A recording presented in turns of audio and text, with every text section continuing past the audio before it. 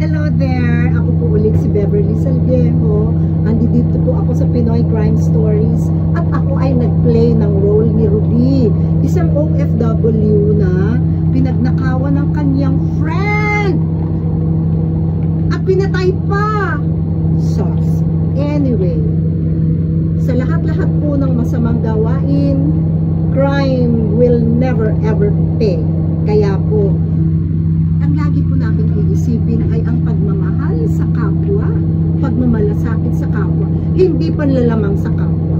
Utang na loob. And I love you all. Mwah, Neng! Neng! Neng! Ano ba?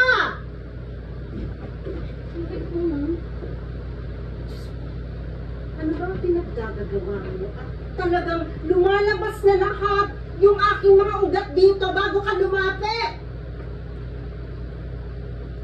Kumain na ba mga aso? Hindi pa. Hindi pa? Anong oras na? Bukutokin mo ba yung mga babies ko? Mamamatay yung mga yon. Ano ba? Pakain mo na. No, no, no, no, no, no, no, no.